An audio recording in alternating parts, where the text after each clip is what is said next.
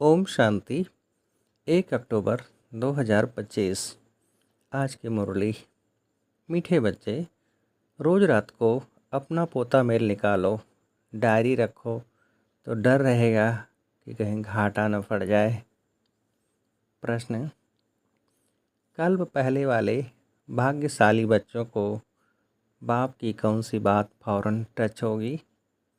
उत्तर: बाबा रोज़ रोज़ जो बच्चों को याद की युक्तियाँ बतलाते हैं वह भाग्यशाली बच्चों को ही टच होती रहेगी। वह उन्हें फौरन अमल में लाएंगे।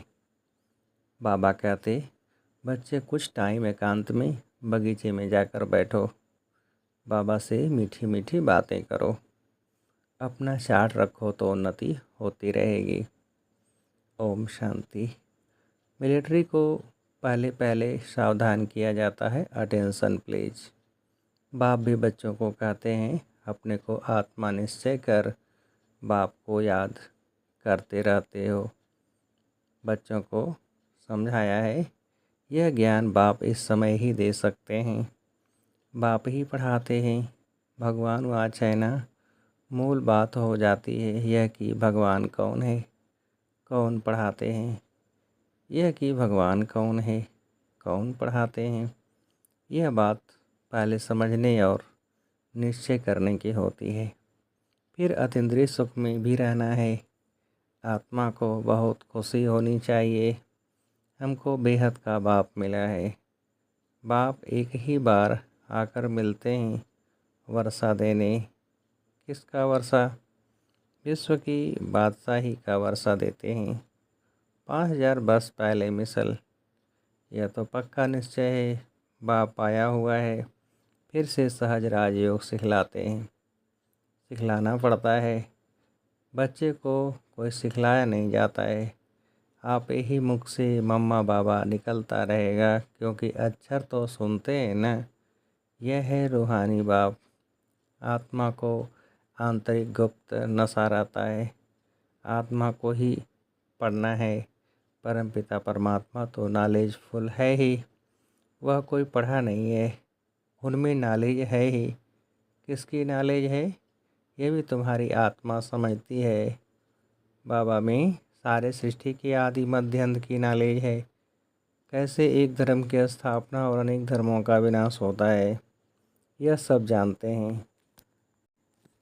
इसलिए उनको जानी जाननहार कह देते हैं।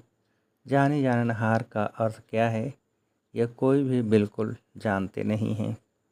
अभी तुम बच्चों को बाप ने समझाया है कि यह स्लोगन भी ज़रूर लगाओ कि मनुष्य होकर अगर क्रिएटर और रचना के आदि मध्य अंत ड्यूरेशन रिपीटेशन को नहीं जाना तो क्या कहा जाए। यह रिपीटेशन अक्षर भी बहुत ज़रूरी है। करेक्शन तो होती रहती है ना। गीता का भगवान कौन, यह चित्र बड़ा फर्स्ट क्लास है। सारे वर्ल्ड में यह है सबसे नंबर 1 भूल। परम पिता परमात्मा को न जानने कारण फिर कह देते सब भगवान के रूप हैं। जैसे छोटे बच्चे से पूछा जाता है, तुम किसका बच्चा? कहेंगे फलाने का।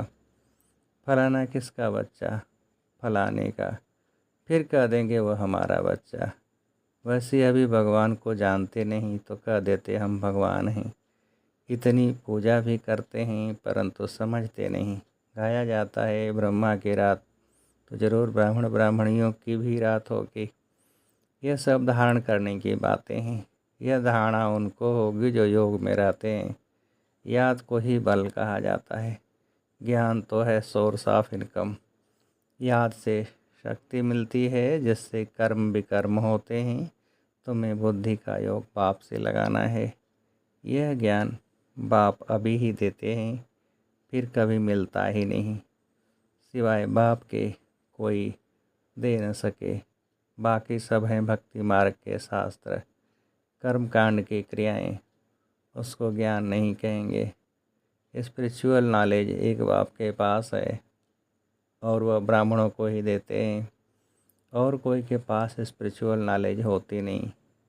दुनिया में कितने धर्म मठ पंथ हैं, कितनी मतें हैं, बच्चों को समझाने में कितनी मेहनत होती है, कितने तूफान आते हैं, गाते भी हैं नैया मेरी पार लगाओ। सबकी नैया तो पार नहीं जा सकती, कोई डूब भी जाएगी, कोई खड़ी हो जाएगी। 2-3 वर्ष हो जाते हैं कईयों का पता ही नहीं। कोई तो पुर्जे पुर्जे यानी टुकड़े टुकड़े हो जाते हैं, कोई वहाँ ही खड़े हो जाते हैं। इसमें मेहनत बहुत है। आर्टिफिशियल योग भी कितने निकले हैं, कितने योग आश्रम हैं। रूहानी योग आश्रम कोई हो न सके। बाप ही आकर आत्माओं को रूहानी योग सिखलाते हैं। बाबा कहते हैं यह तो बहुत सहज योग है, इन जैसा सहज कुछ भी है नहीं। आत्मा ही शरीर में आकर पार्ट बजाती है। 84 जन्म मैक्सिमम है, बाकी तो कम कम होते जाएंगे। यह बातें भी तुम बच्चों में कोई की बुद्धि में है। बुद्धि में धारणा बड़ा मुश्किल होती है। पहली बात बाप समझाते हैं, कहाँ भी जाते हो तो पहले पहले बाप का परिचय दो। बाप का परिचय कैसे देवें, इसके लिए युक्ति रची जाती है। वह जब निश्चय हो तब समझें बाप तो सत्य है। जरूर बाप सत्य बातें ही बताते होंगे, इनमें संशय नहीं लाना चाहिए। याद में ही मेहनत है, इसमें माया अपोजिशन करती है, घड़ी घड़ी याद भुला देती है। इसलिए बाबा कहते हैं चार्ट लिखो। तो बाबा भी देखे कौन कितना याद करते हैं। 1/4% भी चार्ट नहीं रखते हैं। कोई कहते हैं हम तो सारा दिन याद में रहता हूँ। बाबा कहते हैं यह तो बड़ी मुश्किल है। सारा दिन रात तो बाधेलियाँ जो मार खाती रहती वह याद में रहती होंगी। शिव बाबा कब इन संबंधियों से हम छूटेंगे। आत्मा पुकारती है, बाबा हम बंधन से कैसे छूटे। अगर कोई बहुत याद में रहते हैं तो बाबा को चार्ट भेजे, डायरेक्शन मिलते हैं। रोज़ रात को अपना पोता मेल निकालो, डायरी रखो। डायरी रखने से डर रहेगा हमारा घाटा न निकल आए। बाबा देखेंगे तो क्या कहेंगे, इतनी मोस्ट बिलविड बाबा को इतना समय ही याद करते हो। लौकिक बाप को, स्त्री को तुम याद करते हो, मुझे थोड़ा भी याद नहीं करते हो। चार्ट लिखो तो आप ही लज्जा आएगी। इस हालत में मैं पद पा नहीं सकूंगा, इसलिए बाबा चार्ट पर जोर दे रहे हैं। बाप को और 84 के चक्र को याद करना है तो फिर चक्रवर्ती राजा बन जाएंगे। आप समान बनाएंगे तब तो प्रजा पर राज्य करेंगे। यह है ही राजयोग, नर से नारायण बनने का एम ऑब्जेक्ट यह है। जैसे आत्मा को देखा नहीं जाता, समझा जाता है, इनमें आत्मा है यह भी समझा जाता है। इन लक्ष्मी नारायण की जरूर राजधानी होगी। इन्होंने सबसे जास्ती मेहनत की है, तब स्कॉलरशिप पाई है। ज़रूर इन्हों की बहुत प्रजा होगी। ऊंच ते ऊंच पद पाया है, ज़रूर बहुत योग लगाया है, तब पास विद ऑनर हुए। यह भी कारण निकालना चाहिए, हमारा योग क्यों नहीं लगता है। धंधे आदि के झंझट में बहुत बुद्धि चली जाती है, उनसे टाइम निकाल इस तरफ जास्ती ध्यान देना चाहिए। कुछ टाइम निकाल बगीचे में एकांत में बैठना चाहिए। फीमेल तो जा न सके, उनको तो घर संभालना है। पुरुषों को सहज है, कल्प पहले वाले जो भाग्यशाली होंगे उनको ही यह टच होगा। पढ़ाई तो बहुत अच्छी है, बाकी हर एक की बुद्धि अपनी होती है। कैसे भी करके बाप से वर्षा लेना है। बाप डायरेक्शन सब देते हैं, करना तो बच्चों को ही है। बाबा डायरेक्शन देंगे जनरल। एक एक पर्सनल भी आकर कोई पूछे तो राय दे सकते हैं। तीर्थों पर, बड़े बड़े पहाड़ों पर जाते हैं तो पंडे लोग सावधान करते रहते हैं। बड़ी मुश्किलात से जाते हैं। तुम बच्चों को तो बाप बहुत सहज युक्ति बताते हैं। बाप को याद करना है, शरीर का भान खत्म करना है। बाप पहले बाप कहते हैं मुझे याद करो। बाप आकर नॉलेज दे चले जाते हैं। आत्मा जैसा तीखा रॉकेट और कोई को हो नहीं सकता। वो लोग मून आदि तरफ जाने में कितना टाइम वेस्ट करते हैं। यह भी ड्रामा में नूद है।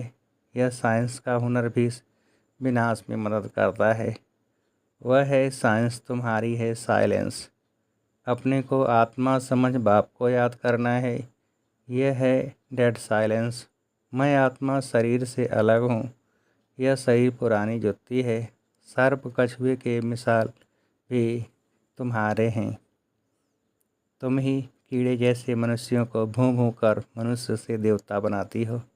विषय सागर से क्षीर सागर में ले जाना तुम्हारा काम है। सन्यासियों को यह यज्ञ तप आदि कुछ भी करना नहीं है। भक्ति और ज्ञान है ही गृहस्थियों के लिए। उन्हों को तो सतयुग में आना ही नहीं है। वह क्या जाने इन बातों को। यह भी ड्रामा में नूद है इस निवृत्ति मार्ग वालों की, जिन्होंने पूरे 84 जन्म लिए हैं। वही ड्रामा अनुसार आते रहेंगे। इसमें भी नंबरवार निकलते रहेंगे। माया बड़ी प्रबल है। आँखें बड़ी क्रिमिनल हैं। ज्ञान का तीसरा नेत्र मिलने से आँखें सिविल बनती हैं। फिर आधा कल्प कभी क्रिमिनल नहीं बनेंगी। यह हैं बड़ी धोखेबाज। तुम जितना बाप को याद करेंगे उतना कर्मेंद्रियाँ शीतल होंगी। फिर 21 जन्म कर्मेंद्रियों को चंचलता में आना नहीं है। वहाँ कर्मेंद्रियों में चंचलता होती नहीं। सब कर्मेंद्रियाँ शांत सतोगुणी रहती हैं। देह अभिमान के बाद ही सब शैतानी आती है। बाप तुमको देही अभिमानी बनाते हैं। आधा कल्प के लिए तुमको वर्षा मिल जाता है। जितनी जो मेहनत करते हैं उतना ऊंच पद पाएंगे। मेहनत करनी है देही अभिमानी बनने की। फिर कर्मेंद्रियाँ धोखा नहीं देंगी। अंत तक युद्ध चलती रहेगी। जब कर्मातीत अवस्था को पाएंगे तब वह लड़ाई भी शुरू होगी। दिन प्रतिदिन आवाज़ होता जाएगा, मौत से डरेंगे। बाप कहते हैं यह ज्ञान सब के लिए है। सिर्फ बाप का परिचय देना है। हम आत्माएं सब भाई भाई हैं। सब एक बाप को याद करते हैं। गॉड फादर कहते हैं करके कोई नेचर को मानने वाले होते हैं, परंतु गॉड तो है ना, उनको याद करते हैं मुक्ति जीवन मुक्ति के लिए। मोक्ष तो है नहीं। वर्ल्ड की हिस्ट्री जोग्राफी को रिपीट करना है। बुद्धि भी कहती है जब सतयुग था तो एक ही भारत था। मनुष्य तो कुछ भी नहीं जानते। इन लक्ष्मी नारायण का राज्य था ना। लाखों वर्ष की बात हो न सके।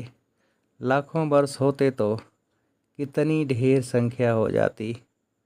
बाप कहते हैं अब कलयुग पूरा हो, सतयुग की स्थापना हो रही है।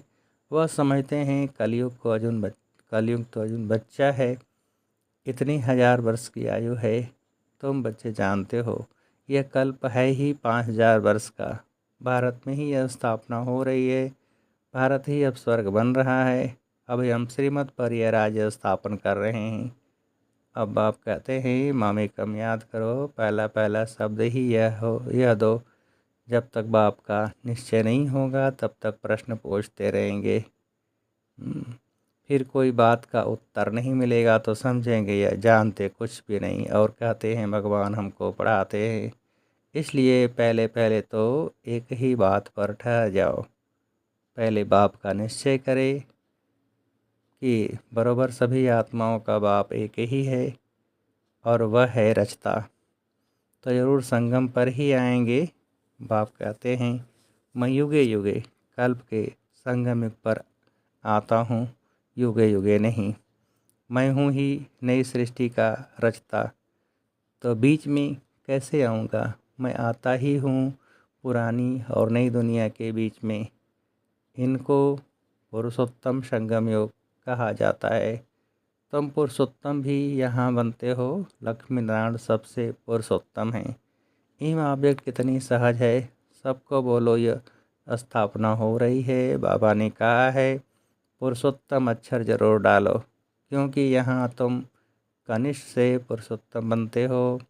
ऐसी ऐसी मुख्य बातें भूलनी नहीं चाहिए और संबत की डेट भी ज़रूर लिखनी चाहिए। यहाँ तुम्हारी पहले से राजाई शुरू हो जाती है, औरों की राजाई पहले से नहीं होती। वह तो धर्म स्थापक आए तब उनके पीछे उनके धर्म की वृद्धि हो, करोड़ों बने तब राजाई चले। तुम्हारी तो शुरू से ही सतयुग में राजाई होगी। यह किसको भी बुद्धि में नहीं आता कि सतयुग में इतनी राजाई कहाँ से आई। कलयुग अंत में इतने ढेर धर्म हैं, फिर सतयुग में एक धर्म एक राज्य कैसे हुआ।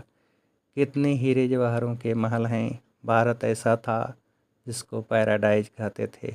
5000 वर्ष की बात है, लाखों वर्ष का हिसाब कहाँ से आया। मनुष्य कितने मूझे हुए हैं, अब उनको कौन समझाए। वे समझते थोड़े हैं कि हम आसुरी राज्य में हैं। इनकी यानी देवताओं की तो महिमा सर्वगुण संपन्न है। इनमें 5 विकार नहीं हैं, क्योंकि देही अभिमानी हैं तो बाप कहते हैं। मुख्य बात है याद की, 84 जन्म लेते लेते तुम पतित बने हो। अब फिर पवित्र बनना है, यह ड्रामा का चक्र है। अच्छा, मीठे मीठे से खेलते बच्चों प्रति माता पिता बाप दादा का याद प्यार और गुड मॉर्निंग। रूहानी बाप की रूहानी बच्चों को नमस्ते। हम रूहानी बच्चों की रूहानी बाप को नमस्ते। धारणा के लिए मुख्य सार। पहली पॉइंट, ज्ञान के तीसरे नेत्र को धारण कर अपनी धोखेबाज आँखों को सिविल बनाना है। याद से ही कर्मेंद्रियाँ शीतल सतोगुणी बनेगी, इसलिए यही मेहनत करनी है। दूसरी पॉइंट, धंधे याद से टाइम निकाल एकांत में जाकर याद में बैठना है। कारण देखना है कि हमारा योग क्यों नहीं लगता है। अपना चार्ट जरूर रखना है। वरदान, सहन शक्ति द्वारा अविनाशी और मधुर फल प्राप्त करने वाले सर्व के ही स्नेही भव। विस्तार, सहन करना मरना नहीं है, लेकिन सबके दिलों में स्नेह से जीना है। कैसा भी विरोधी हो, रावण से भी तेज हो, एक बार नहीं 10 बार सहन करना पड़े, फिर भी सहन शक्ति का फल अविनाशी और मधुर है। सिर्फ यह भावना नहीं रखो कि मैंने इतना सहन किया तो यह भी कुछ करे। अल्पकाल के फल की भावना नहीं रखो, रहम भाव रखो। यही है सेवा भाव। सेवा भाव वाले सर्व की कमजोरियों को समा लेते हैं, उनका सामना नहीं करते।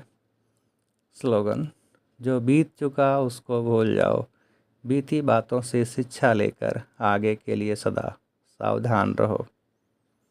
अव्यक्त सारे, स्वयं और सर्व के प्रति मनसा द्वारा योग की शक्तियों का प्रयोग करो।